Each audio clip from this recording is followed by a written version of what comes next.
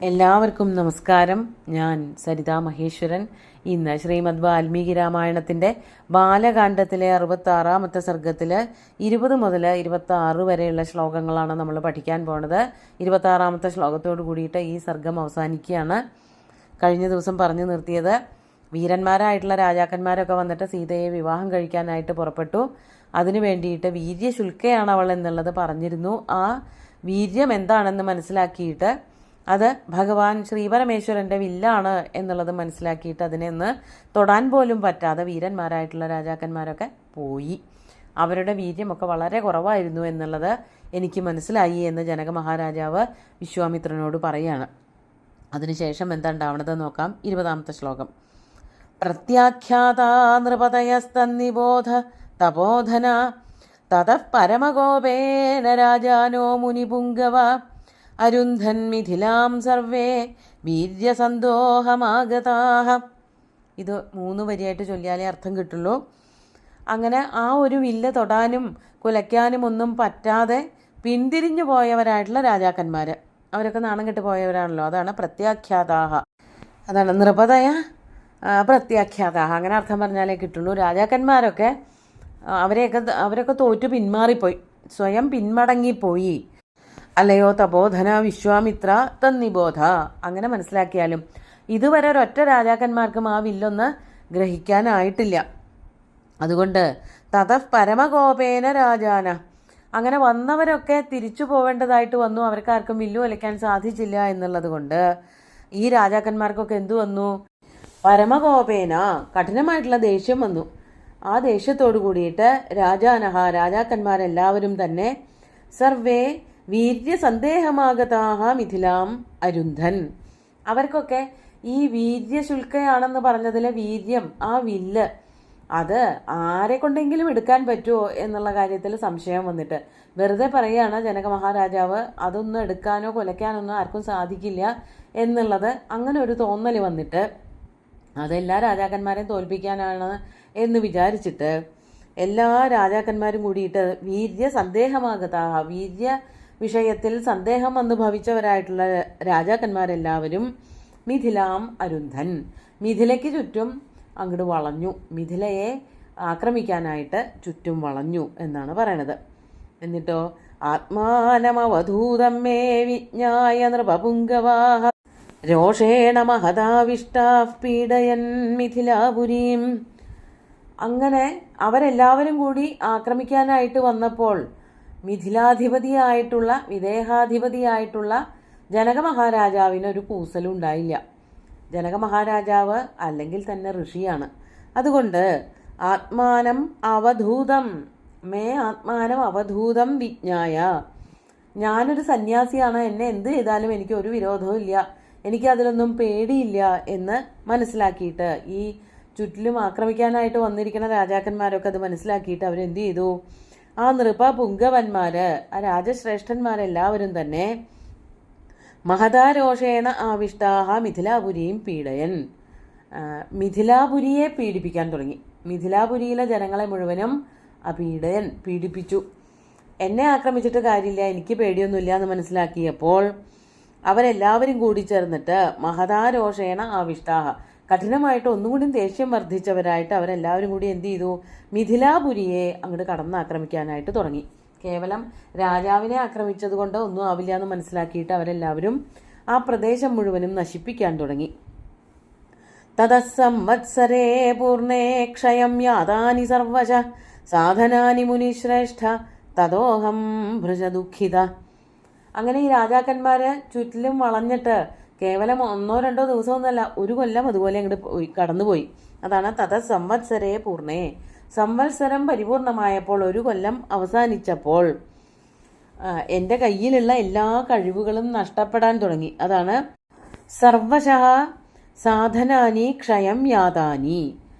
ഈ മിഥിലാപുരിയിൽ അവിടെ ആക്രമിച്ചവരായിട്ടുള്ള ശത്രുക്കൾക്കെതിരെ ചെയ്യാൻ വേണ്ടിയിട്ടും ആക്രമിക്കാൻ വേണ്ടിയിട്ടും തയ്യാറാക്കി വച്ചിരിക്കുന്ന സകല സാധന സാമഗ്രികളും ആയുധങ്ങളെല്ലാം തന്നെ എന്നർത്ഥം, അവയെല്ലാം തന്നെ എന്ത് ചെയ്തു? ക്ഷയം യാതാനി, നശിച്ചു പോയി തുടങ്ങി. അതായത് പ്രയോഗിച്ച് ഒന്നുക തീർന്നിട്ടുണ്ടാവും, 1 കൊല്ലമൊക്കെ ആകുമ്പോഴേക്കും എല്ലാ ആയുധങ്ങൾക്കും തുരുമ്പും അതുപോലെ തന്നെ നാശമൊക്കെ വന്നു ഭവിച്ചു തുടങ്ങി. അതോടുകൂടിയിട്ട് അല്ലയോ മുനിശ്രേഷ്ഠ, അഹം തതഹ ഭൃശദുഃഖിത, എനിക്ക് വല്ലാത്ത വിഷമമായിപ്പോയി. എൻ്റെ കയ്യിലുള്ള എല്ലാ ആയുധങ്ങളും തീർന്നു പോവുകയാണല്ലോ, എല്ലാവരും എന്നെ വന്ന് ആക്രമിക്കുകയാണല്ലോ എന്ന് വിചാരിച്ചിട്ട് ജനക മഹാരാജാവിന് വളരെയധികം സങ്കടം വന്നു. ഭൃശദുഃഖിതനായി കഠിനമായിട്ട് സങ്കടം വന്നിട്ട് അദ്ദേഹം എന്താ ചെയ്തത്? തതോ ദേവഗണാൻ സർവാം തപസാഹം പ്രസാദയം ദദുശ്ച പരമപ്രീതാശ്ചതുരംഗബലം സുരാഹ. തതഹ, അങ്ങനെ എൻ്റെ എല്ലാ ആയുധങ്ങളും തീർന്നുപോയി, നശിച്ചുപോയി എന്ന് വന്നപ്പോൾ അതിനുശേഷം ദേവഗണങ്ങളെ മുഴുവനും തന്നെ, അതാണ് ദേവഗണാൻ സർവാൻ, എല്ലാ ദേവഗണങ്ങളെയും അഹം തപസാ പ്രസാദയം, ഞാൻ തപസ്സുകൊണ്ട് അവരെയൊക്കെ പ്രസാദിപ്പിച്ചു. അവരെല്ലാവരും എനിക്ക് വളരെയധികം സഹായങ്ങൾ ചെയ്തു തന്നു. അതാണ് ദദുശ്ച പരമപ്രീതാഹ.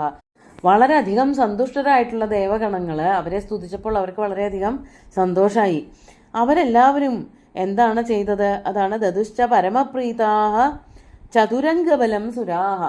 ചതുരംഗങ്ങളെ, ആന, കാലാൽ, കുതിര, തേര്, അതാണ് ചതുരംഗ സൈന്യം.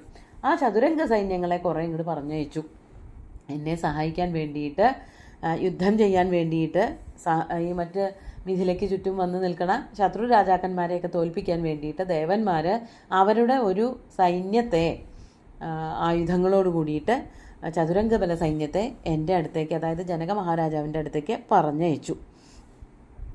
തതോ ഭഗ്നാ നൃപതയ ഹന്യമാനാദിശോയയു അവീര്യസന്ദിഗ്ധാ സാമാത്യാ പാപകാരിണ.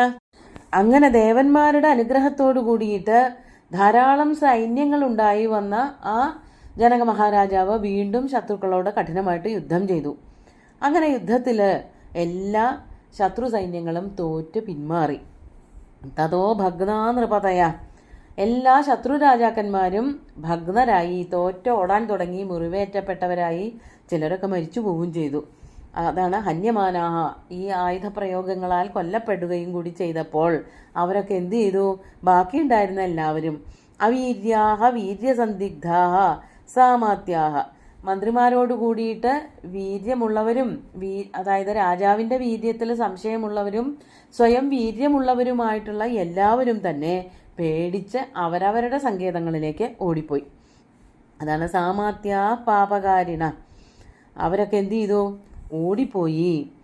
ദിശോയയോ, ദിക്കുകളിലേക്ക്, അവർ എവിടെ നിന്നാണോ വന്നത് ആ ദിക്കുകളിലേക്കൊക്കെ തന്നെ ഓടിപ്പോയി. ആരും പിന്നെ ജനക മഹാരാജാവിനെ അല്ലെങ്കിൽ അദ്ദേഹത്തിൻ്റെ സൈന്യത്തെ എതിർക്കാനായിട്ട് ആരും വന്നില്ല.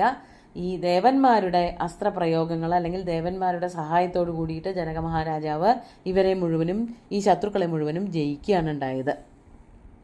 തദേതൻ മുനിശാർദൂല ധനുഃ പരമഭാസ്വരം രാമലക്ഷ്മണയോശ്ചാപി ദർശയിഷ്യാമി സുവ്രത. അതുകൊണ്ട് ഒരു കാര്യം, ഞാൻ ഈ രാമലക്ഷ്മണന്മാർക്കും എൻ്റെ ഈ വളരെ ഭാസ്വരമായിട്ടുള്ള തേജസ്സോടുകൂടി വർത്തിക്കുന്നതായിട്ടുള്ള വില്ല് കാണിച്ചു തരാം. അതാണ് തദേതത് മുനിശാർദൂല. അല്ലയോ മുനിശ്രേഷ്ഠ വിശ്വാമിത്ര, പരമഭാസ്വരം ഏതത് ധനു, നന്നായി തിളങ്ങി വിളങ്ങിയിരിക്കുന്ന, ആരും കാര്യമായിട്ട് ഉപയോഗിച്ചിട്ടില്ലല്ലോ. ശ്രീപരമേശ്വരൻ ഈ ദക്ഷനെ ഓടിക്കാൻ വേണ്ടിയിട്ട് ദക്ഷയാഗം നശിപ്പിച്ചപ്പോൾ ഉണ്ടാക്കിയെടുത്തതായിട്ടുള്ള വില്ലാണത്. അത് പിന്നെ ആരും ഉപയോഗിച്ചിട്ടില്ല.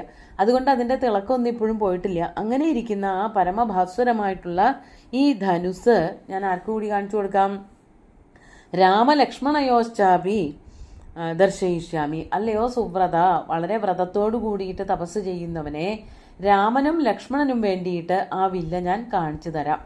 കുറേ ആൾക്കാരായി വന്ന് കണ്ടുപോണു, യാതൊരു പ്രയോജനവും ഇല്ല, ഇപ്പോൾ നിങ്ങൾക്കും കൂടി കാണിച്ചു തരാം എന്നാണ് ജനക മഹാരാജാവ് പറയണത്. യദ്യസ്യ ധനുഷോ രാമഃ കുര്യാദാരോപണം മുനേ സുതാമയോ നിജാം സീതാം ദദ്യാം ദാശരഥേരഹം.